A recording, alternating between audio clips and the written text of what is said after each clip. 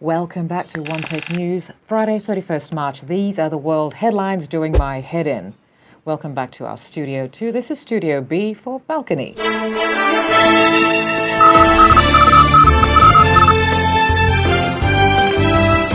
From Al Jazeera, headline: Trump, accused of paying hush money to a porn star, is the first former US president to be criminally prosecuted. After all that, Trump's wiener is going to be the one that foils him. Clinton got lucky. You know why? Because he was considered good looking.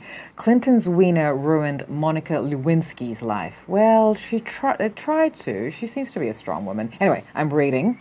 In a statement released through his 2024 presidential campaign. What?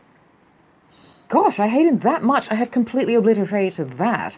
Anyway, Trump called the indictment political persecution and election interference at the highest level in history. He said the case was part of a coordinated witch hunt against him, adding that he is completely innocent. Oh, he breathes the same oxygen we do. Look at what the Orange Joffrey did. Ugh. Look, luckily I am not a white stream presenter. I would have to be impartial, and I loathe the person.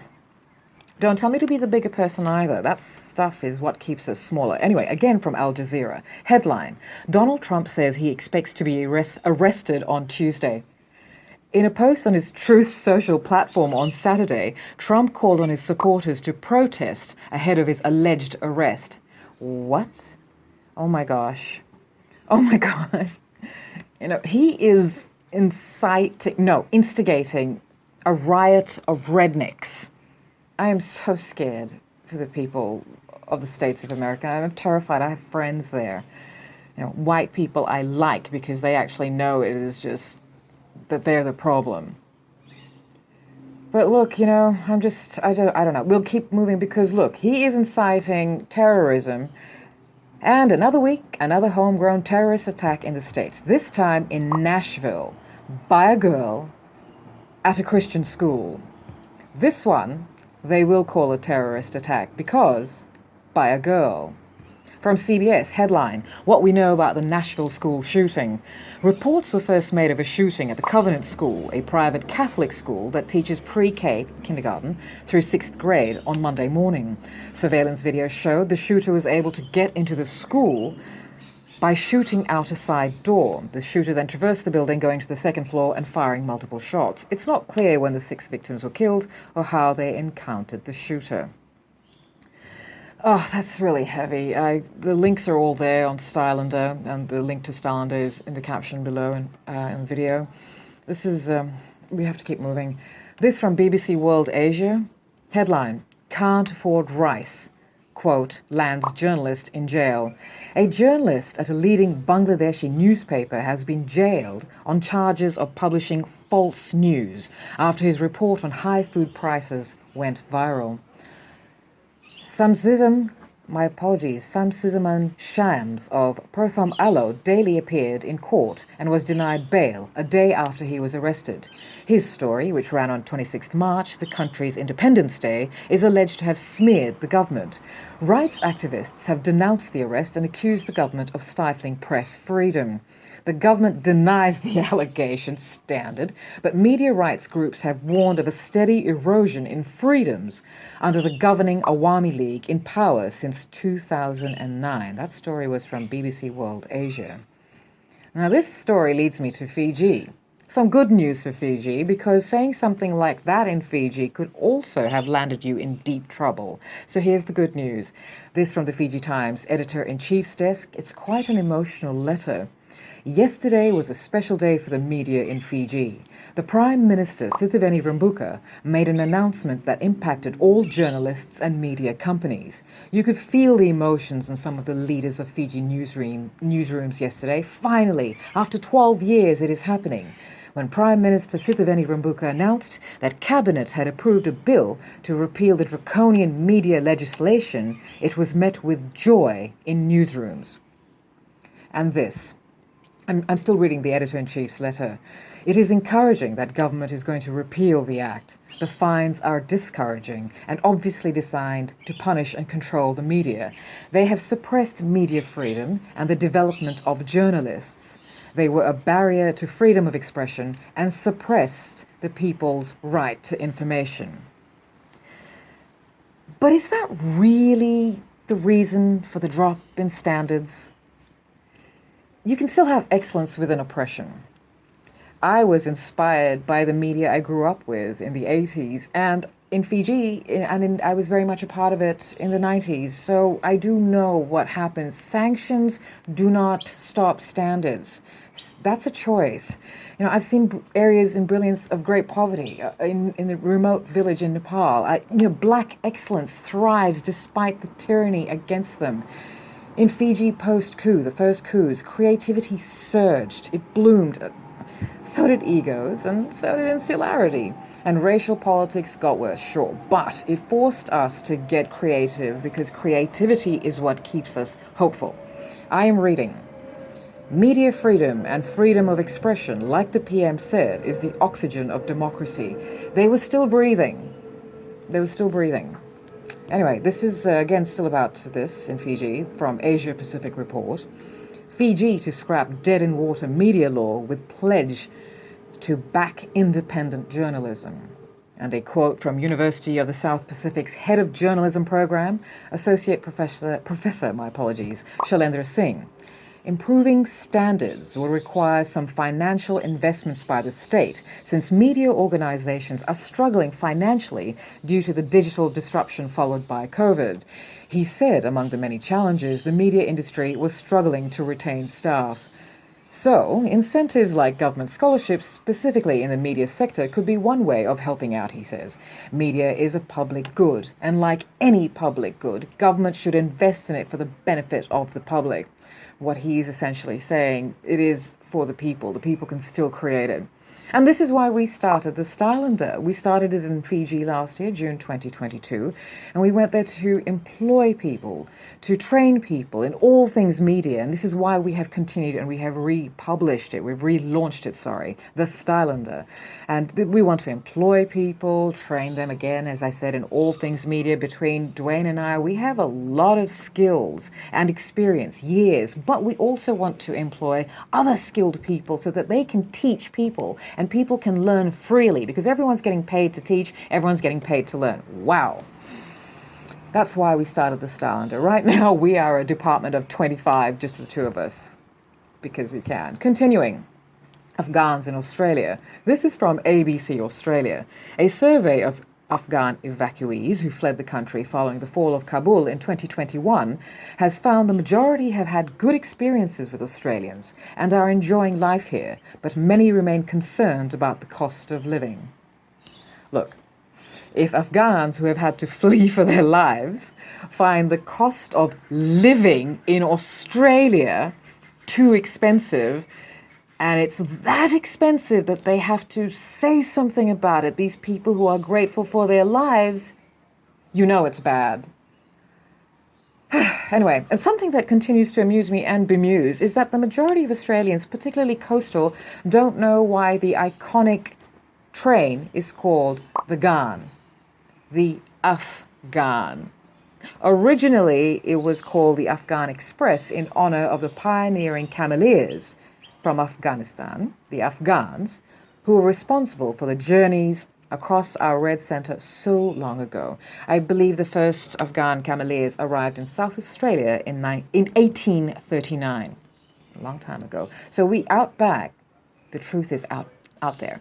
There's a lot of Alis and Akbars. I have encountered many of these people, and they look Aussie as, mate. They're stockmen. They're going out, in the wild outback. They're going to, what do? They muster. Darling, they muster, right? They go mustering. They're g'day, fair dinkum kind of dudes, the kind of Aussie man that does not exist. They come up to you and they say, g'day, I'm Peter Akbar. I'm John Singh. And it's like, what? Anyway. And also, I don't know if the Ghan still is the world's longest passenger train in operation. We've got a lot of good history here in Australia, but, anyway. This one amused me a lot. because this is what Australia really is like right now. The headline from ABC Australia. One nation split as Pauline Hanson condemns disgusting Mark Latham tweet. Listen, mate. When Pauline Hanson thinks a bigoted tweet is disgusting, then you know it's bad. I don't know what the tweet is. Apparently he deleted it, but expect it to be primo Latham and as bigoted and stupid as possible. I recently saw Latham at a fashionable, get this, multicultural event that was full of white people. The review of that event is on Stylander soon. Okay, listen, I need to lighten things up because all of these things, I'm trying to put a light spin on it, but they're quite heavy, all of it. So I'm going to, as I said, lighten things up. So this is where we go to make fun of Hollywood. Why is Brie Larson on covers? This one, I'm so shaken up, I'm like trembling and acting the idiot live. But, what are they promoting? These bleeps always have an agenda. I don't get, okay, so this is from Harper's Bazaar. I love this magazine, okay? The headline. Brie Larson refuses to stick to Hollywood script. Bitch, please. You're white, you're blonde, you are the script. Anyway, I'm reading. Despite the fact that she is Captain Marvel, star of the first female-led superhero franchise in the Marvel Cinematic Universe, and despite the fact that she is an Oscar winner, I forgot about that, she is that bland. Oh, sorry, blonde. No, sorry, bland. And despite the fact that she is an Oscar winner, and I shouldn't say that because I do have a lot of blonde friends, and I love blonde people and blonde supermodels, but anyway, despite the fact that she has been acting since she was 6, Larson, now 33, is still rarely recognized in public. Because if I'm checking out at the grocery store, I don't get recognized. Larson, though, is not just content with her relative anonymity. She needs it to feed her soul. I want to be in reality. I love reality. It's all I want, she tells the journalist. My biggest fear is not to be in reality. It matters so much to me. I don't wear super flashy clothes when I'm out in the world because I want to stay in reality. I'm very good at confrontation in my relationships because I want to be in reality. I want to be in what's as close to as what's true as possible. That's because her actual real world is Hollywood. And super flashy clothes are part of the job description for these people. So when she's amongst us, the peasants, what's as true as possible is what they are now calling Goblin Mode. There'll be a link to Goblin Mode. I don't do Goblin Mode, although, I am sort of in home clothes right now. But just to see a little bit of shoulder, not to show you that I'm giving you the cold shoulder, but to give you a little bit of just sultriness. We're moving on from Lainey Gossip. Where am I going with this? Which is a favorite site started by Elaine Lui, who is a Chinese-Canadian TV personality and journalist. I really like her thing because she and her team unpack and deep dive everything. Disclosure, this is about Angelina Jolie, and I love Angelina Jolie. Subjectively, but not blind bias. There's a big difference. I don't know if we can ever truly be objective because we make every opinion based on subjective feelings. Anyway, Angelina and the Billionaire. Angelina, moving on from her past with a super rich, super hot, super tall billionaire philanthropist, yes, is a great story. It's a great gossip story, says Lainey Gossip.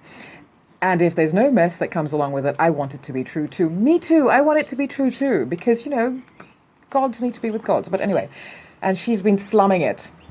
Given that a source is telling People today that it's strictly business, my guess is that she's the one pouring water on it. The journalist says that Angelina is the one, at least for now. And one of the reasons, if recent history is anything to go by, is because the ex, the buffoon, always seems to come with some bleep bleep whenever she starts living. And this is true. Listen, again, full disclosure, I hate that guy she was married to. I have always rolled my eyes at Brad Pitt. I have recently done a deep dive on him just for my personal Facebook, and I think I might share that because I should. He's such a leech and personality vampire and dancing monkey. Oh, I loathe him. This is strictly biased. No, I try to be as unbiased, but I can't be impartial about people like that who have benefited from their privilege. So this is a really lovely story. Now we're going to head to the loveliness from Fiji Times. Single mother builds her way to greatness. And I think it's a really lovely story because, let me read something for you. Just when things began to look bright for her Lovo business, Lovo is the underground way of cooking. A lot of the Pacific races, cultures have it. A lot of cultures have it worldwide, underground, cooking things underground. Anyway, and she experienced one of her biggest challenges, separation from her husband, the father of her 9 children. Their breakup with their father, when he left, was not good. He made sure he took with him all the bigger kids, the ones who were needed for the Lorville business. Now, Lorville, we have also got a video, and we'll put the link of that up, because we've also got, and it's hard work. I, in my naivete, had said to my husband and our landlord in Fiji, because we had a Lorville pit in the backyard, I would love a Lorville, let's do a Lorville before we go. It's going to be lovely, lovely, la la la, because of course up till then I had only experienced Lorvilles and hospitality scenarios and parties, etc. My gosh, it's a day work. You should go see this video, but it is so spiritual, ancestral, ancient, beautiful. I felt so privileged to be part of this. Let's go back to this story. So the lovely woman this story is about, she says, I was left with the youngest 4. The eldest of them was 11, and the youngest was only about 8 months old, but that didn't stop us. It was difficult to be a single mother to these young ones, but we weathered on, all of us going on the delivery runs since there was no one to babysit. Miss Wanga reminisced about the days when things got so tough that she was almost ready to throw in the towel. This business has been me and my 9 children from day one, and now she is earning a lot of money. She's been able to make repairs on her house, minor repairs, because I think she's also, funded a school or something. Incredible. The links are all there. Go read this story. It's just beautiful what can be done. Now, this last one, and I have a personal attachment to this story, and we'll put the links there, and perhaps you'll see why, because I'm sure my wonderful wizard of a husband is going to edit these things in, but this is also pertaining to a story that was written about me in a newspaper in Fiji, a newspaper that was supposedly run by the government. Oof, I don't like it. But anyway, let's go. This is from BBC Travel. A Journey to Earth's Most Remote Flower by Ben McKechnie, and I'm sorry if I'm mispronouncing that word. I think it may be Gaelic. This is a beautiful article, and not just because it has special meaning to me, it is beautifully written. Listen to this.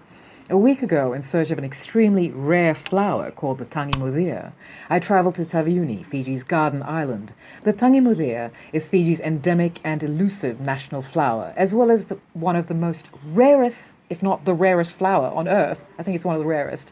Its bright crimson and white petals grow in clusters, and from a young age, all Fijians and people of Fiji are taught that the disparate colors symbolize a beautiful but tragic love story between 2 disparate people, a sort of Fijian Romeo and Juliet that has captured the country's imagination. Look, I've heard that too. You have heard that too, darling, right? We're from Fiji. But this was my face when I first heard the story, and it's still my face. I'm going to go back to reading the story. I've hiked Kilimanjaro and made it to the Everest base camp. However, I quickly discovered that Taveuni's extreme humidity and the trail's unrelenting steepness make ascending Devo astonishingly tough, and that's one of the big peaks in Fiji. I decided I needed to stop to rest every 10 minutes, which allowed me to gaze out over the sweeping views of Somosomo Strait and back towards Vanuatu.